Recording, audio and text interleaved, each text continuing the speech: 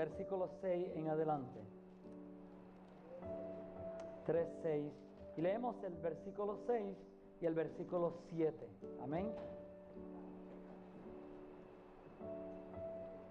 Cuando lo tengan, pues con un amén o ponerse de pie, indica de que ya estamos listos para hacer la lectura de este día en el nombre del Señor. Amén.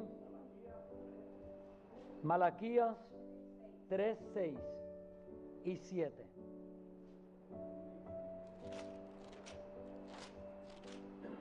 Sí, así es, José. Malaquías, el último libro del Nuevo Testamento, del Antiguo Testamento, perdón. Gloria a Dios. Y leemos la palabra del Señor en el nombre del Padre y del Hijo y del Espíritu Santo. Amén. Porque yo, Jehová, no cambio. Por esto, hijos de Jacob, no habéis sido consumidos. Desde los días de vuestros padres habéis apartado de mis leyes y no las guardasteis. Volveos a mí y yo volveré a vosotros, ha dicho Jehová de los ejércitos. Mas dijiste, ¿en qué hemos de volvernos? Padre Santo, te damos gracias por tu palabra, oh Dios. Te rogamos que tú guardes, Señor, nuestra mente y nuestro corazón para poder, Señor, llevarnos tu palabra guardada en nuestra mente y en nuestro corazón, mi Dios, y hacer tu palabra en el nombre del Señor. Te lo pedimos y te lo rogamos, oh Dios, siglo de los siglos. Amén. ¿Podemos sentarnos, hermanos? Como decíamos la semana pasada, Malaquías, que quiere decir mensajero. Malaquías quiere decir mensajero. Y era un predicador elocuente, vigoroso, que abogaba por la sinceridad del culto y la santidad de vida. Tenía un intenso amor por el pueblo de Dios. Gloria a Dios.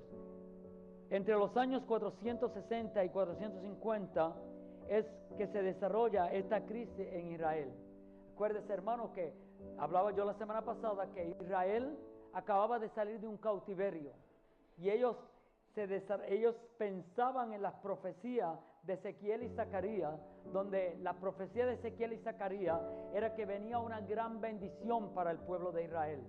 Lo que pasa es que ellos pensaban que esta bendición era algo material. Fíjate, hermano, la mayoría de veces las bendiciones no son algo material, son algo espiritual. Amén. Cuando viene de parte del Señor y Él nos da una profecía. La profecía era que venía algo grande, unas cosas bonitas para Israel, unas cosas que iban a llenar de bendiciones al pueblo. Pero lo que estaba hablando tanto Ezequiel como el profeta Zacarías era la llegada del Mesías que venía era una era mesiánica que venía para el pueblo de Israel. Pero ellos lo tomaron como que era que se iban a llenar de dinero, que los frutos iban a dar mucho, que las cosechas iban a ser grandes.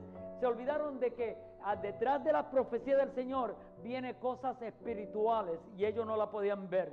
Cuando llegaron a Israel después del cautiverio, los judíos retornaron del cautiverio con unas elevadas esperanzas, esperando que cosas grandes, bendiciones grandes, materiales venían para Israel, que la tierra iba a producir mucho, que los frutos iban a dar, que todo iba a estar bien y que después de este cautiverio el Señor le iba a dar dinero, porque ellos era lo que esperaban, era unas buenas cosechas para hacer dinero con esas cosechas, y esto eran las bendiciones que ellos esperaban. Mas las bendiciones, hermano, eran mucho más profundas que todo esto. La bendición era que Cristo venía a la tierra para la gloria de Dios. Amén. Así es que este pueblo que estaba desesperado porque todo saliera de esta manera, ellos empezaron a esperar. Y mientras pasaban los años, ellos pudieron ver que las cosechas no se estaban dando, que los insectos estaban llegando a las plantas, que las plantas morían y que la tierra no daba fruto. Y empezaron a desilusionarse ¿de quién? De Dios.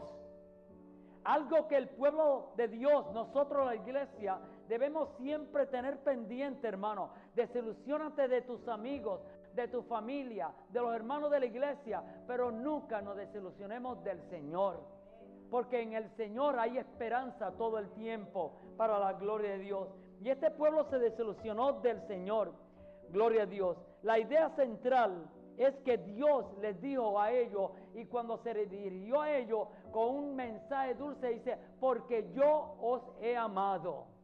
Amén. El amor de Dios estaba en ellos, que era lo importante. Pero ellos empezaron a desanimarse de tal manera que los sacerdotes de este tiempo ni enseñaban la Biblia, y como ellos no enseñaban la Biblia, escaseaba la presencia del Señor. La palabra de Dios no estaba en el lugar, porque los sacerdotes se empeñaron a pensar en cosas materiales en vez de pensar en lo espiritual, y ellos hasta dejaron de enseñar la palabra de Dios. Y escaseaba la palabra de Dios en el pueblo de Israel. Y esto traía entonces más ánimo del que ellos tenían. Ellos estaban un pueblo desanimado. Es la de la presencia de Dios y el derecho de estar, reclamar la obediencia absoluta. Esto era lo que ellos tenían que hacer. Pero ellos solamente, yo me imagino, hermano, a veces me gusta visualizar las cosas, que ellos llegaban a sus sembrados, a sus tierras, en vez de ser verdes, frondosas, ellos veían que se estaban muriendo. Al ver que la tierra no daba su fruto, ellos empezaban entonces a sufrir, porque lo que ellos querían, hermano, no estaba saliendo como ellos querían. A veces las cosas que tú quieres no salen como tú quieres, hermano, porque el plan de Dios es diferente. A veces no llega en el momento porque el tiempo de Dios es diferente. Y tenemos que entender esto, la iglesia, que nosotros estamos caminando en el camino del Señor, reconociendo que el Señor va con nosotros y que en todo tiempo Él nos va a bendecir. Ahora, Él espera que el pueblo nos lleguemos a Él y nos entreguemos a Él. Amén. La majestad y santidad de Dios han sido tergiversadas por los sacerdotes de Israel.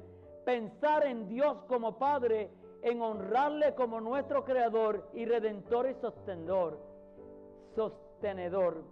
Ahí esto ellos lo tenían por poco, porque ellos lo que pensaban eran las cosas materiales. Gloria a Dios. Considerando como señores reverenciados y obedecerle como tal. Como dice el libro de Proverbios, con el temor de Jehová los hombres se apartan del mal. De la única manera que el hombre se aparta del mal es cuando empieza a temerle al Señor. El temor de Jehová es la sabiduría de Dios, hermano. Cuando el hombre empieza a temerle al Señor, entonces se aparta del mal. ¿Qué es temerle al Señor? ¿Tenerle miedo a Dios? No es tenerle miedo, hermano. Temerle al Señor es reconocer que yo soy hombre, que yo peco y tengo que arrepentirme. Entonces, cuando yo no le temo al Señor es cuando yo peco deliberadamente y no me importa y yo sigo la vida que yo quiero llevar. Esto es no tenerle temor al Señor. Antes nosotros y ahora aún todavía parece que temerle al Señor es que el Señor nos va a castigar, que nos va a poner en una cama, que nos va a enfermar. Esto no es, hermano. Temerle al Señor es reconocer la santidad de Dios, que Él es grande y Él está sobre todos.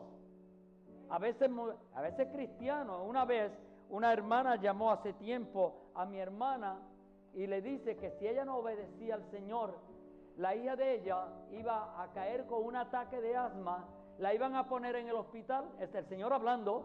Este es el Señor hablando. El Señor dice, le dijo, Jehová dice, y que la hija de ella iba a caer con un ataque de asma, la iban a poner en el hospital y en el hospital se iba a morir. Gracias a Dios que mi hermana conocía la palabra en ese momento y le digo que ella era la palabra que ella usó. Le digo, yo la reprendo en el nombre del Señor porque usted es una pitonisa y está adivinando en estos momentos.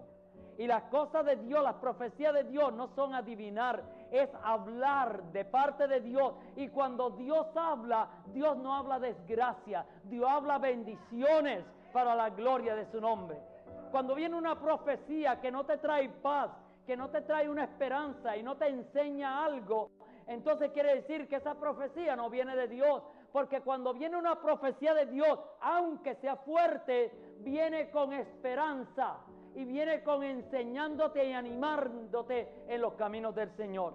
Entonces, esto causa, estas profecías así, causan temor. Y el temor, el miedo, perdón, no viene de Dios. Porque la Biblia dice que Dios no nos dio un espíritu de miedo, nos dio un espíritu de valentía para la gloria de Dios. El miedo no es de Dios, hermano. Cuando llega el miedo al corazón del hombre, echa fuera la fe. Pero cuando llega la fe en Cristo Jesús, echa fuera el miedo. Así es que tenemos que tener esto siempre pendiente. Malaquías, hombre de Dios y un hombre elocuente en la palabra del Señor, acusa a los sacerdotes de menospreciar el nombre de Dios. Porque ellos estaban despreciando el nombre de Dios porque no hacían la voluntad del Señor. Cuando un hombre de Dios no hace la voluntad de Dios, está menospreciando el nombre de Dios. Y Malaquías los acusó así de frente y sus querellosas voces preguntaban. Acuérdate que este mensaje de Malaquías es preguntas y respuestas. Él tomó al pueblo y le hacía preguntas. Y ellos preguntaban también. Y dicen ellos, ¿en qué hemos menospreciado tu nombre? Le dicen al Señor. El profeta responde, en que ofrecéis sobre mi altar pan inmundo. Wow, pan inmundo. Esta ofrenda era inmunda al no ser ofrecida de acuerdo con las estipulaciones de la ley ceremonial. Gloria a Dios. Ellos ofrecían pan, pero no se estaban dejando llevar por la palabra. ¿Por qué no se dejaban llevar por la palabra?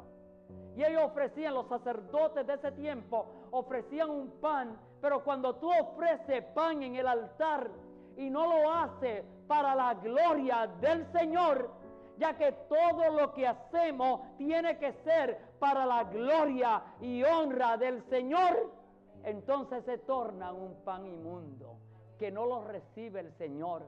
Cuando tus ofrendas y tus sacrificios, tú lo haces y no lo haces para la gloria de Dios, son sacrificios vanos, inmundos, que no lo recibe el Señor. Como dice, mucho no pasa del techo y ni llegan al trono de Dios, porque el sacrificio que no se hace de acuerdo a la palabra del Señor es un sacrificio inmundo que no le agrada al Señor. Wow. El profeta le habló fuerte en esos tiempos los sacerdotes, ya que la responsabilidad grande era de parte de los sacerdotes. Estaban ofreciendo sobre el altar un pan inmundo que ofendía a Dios en vez de agradar a Dios. Esta ofrenda era inmunda al no ser ofrecida de acuerdo a los ceremonialmente, de acuerdo a la ley, o sea, de acuerdo a la palabra del Señor. Gloria a Dios. Menospreciaban el claro mandamiento divino de presentar solamente animales sin mancha. Acuérdate que la ley decía que tú tenías que presentar animales al Señor. Y una de las cosas que a veces nosotros leemos tantas veces, cuando el Señor llegó al templo, y iban a ofrecerle sacrificio de animales al Señor, pero los judíos, por hacer trampa y hacer fraude, ellos tomaronlo al final, porque tenían que comprarlo para poder ofrecer sacrificio. Tomaron animales que no estaban perfectamente de acuerdo a lo que decía y estipulaba la ley. Ellos empezaron a ofrecer animales cojos, animales